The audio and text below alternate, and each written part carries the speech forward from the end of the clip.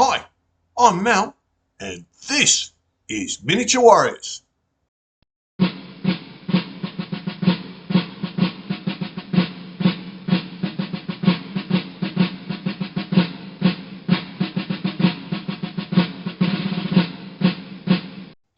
Hi, welcome back to the channel.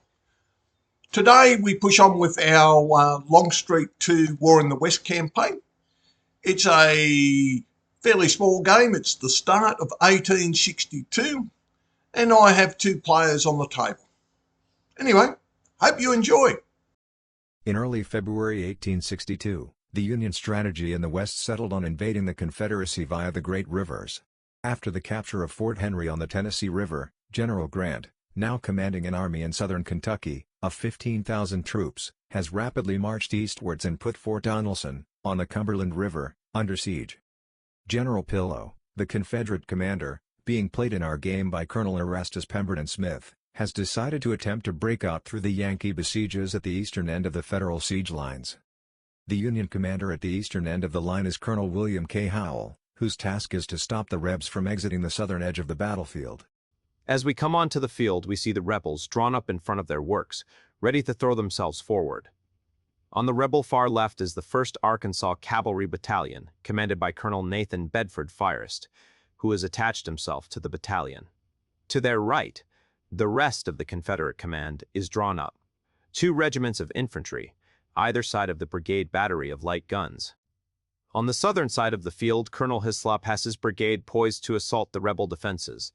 His left is weighted with 3 regiments of infantry, and in his center, on a slight rise, he has deployed his 2 batteries of guns. Further east, his line is held by his remaining 2 infantry regiments, and on his far right, he has deployed the 2nd Wisconsin Cavalry. As the 1st Confederate shells belched from the muzzles of Colonel Erastus Pemberton Smith's Jackson Light Battery and hurtled towards the Federal line, the Confederate troops stepped off, closing the distance between the 2 opposing battle lines, the light timber, either side of the opposing artillery batteries, making visibility difficult. In response to the noises to his brigade's front, Howe maneuvered his right flank infantry forward.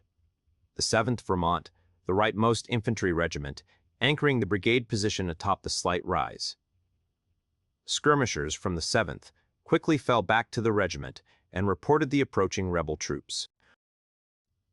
At the western end of the line, Colonel Howe ordered the 22nd Michigan forward, with orders to prive the rebel right and to flank them, if possible.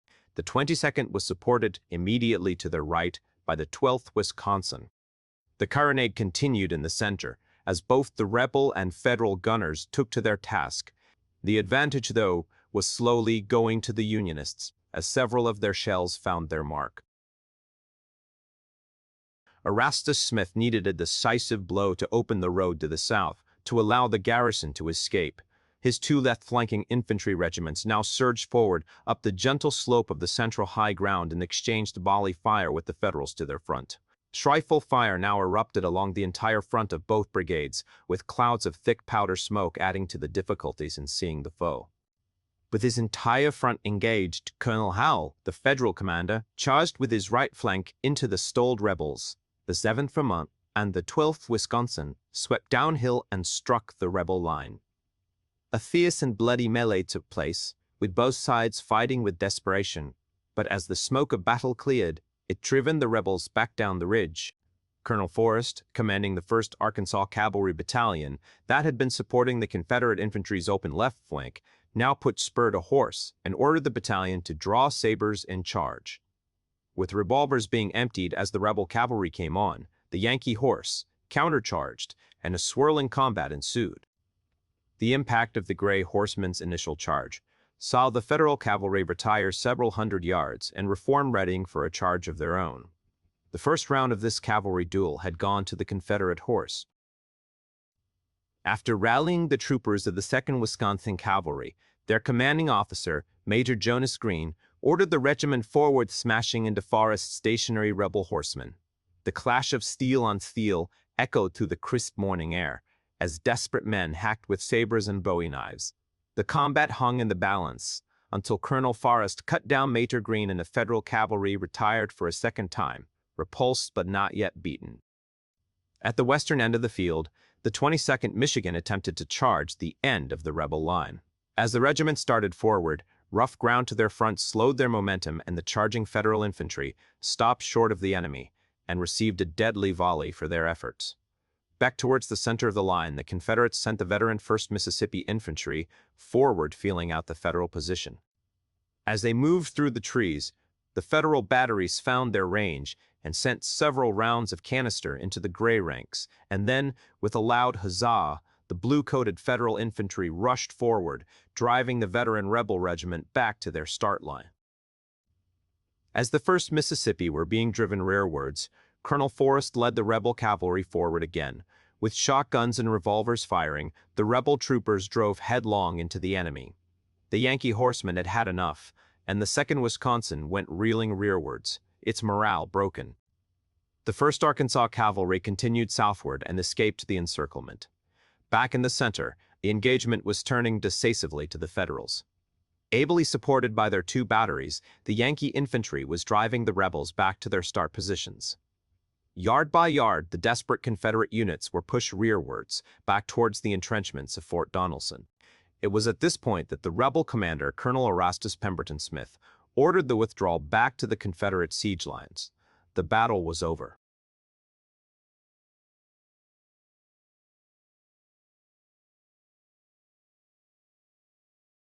Post-battle, both commanders were promoted by their respective war departments. The heavy casualties, especially amongst the troopers of the 2nd Wisconsin, has seen General Grant allocate the 3rd Wisconsin Cavalry to reinforce Brevet Brigadier Howe's brigade. Erastus Pemberton Smith's rebel brigade was paroled post the surrender of Fort Donelson, and will take the field again. Both commanders received excellent press coverage regarding their participation in the campaign. A good game, a cracker of a game, very enjoyable. The Confederates just couldn't break the Union line and get out of Fort Donelson. Forrest did though. But anyway, I'll see you on the next game. Cheers.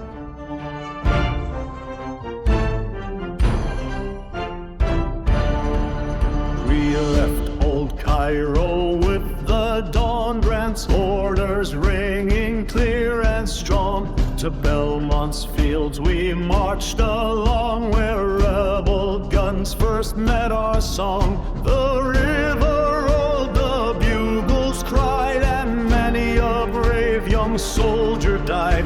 But still we held the Union line and swore to cross the rebel spine. So raise the flag and beat the drum, the Mississippi